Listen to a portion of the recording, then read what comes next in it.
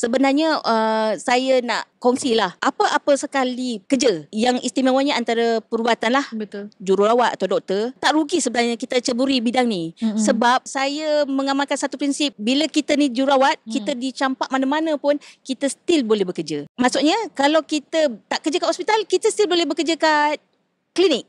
Ataupun kita buat khidmat-khidmat kat rumah orang tua. Saya pernah standby di Sepang sebagai paramedik di SIC, Sepang Circuit.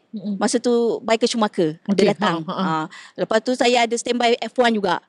Medical tau, dia nak cari medical team. Bukan hospital hantar, sebab saya ada skill, saya ada pengetahuan daripada tu, dia panggil.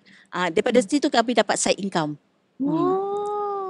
Sebenarnya banyak lah, bukanlah sekadar berada di hospital. Tak semestinya kita belajar sebagai jururawat ataupun perubatan tu kita bekerja kat hospital, tak rugi pun.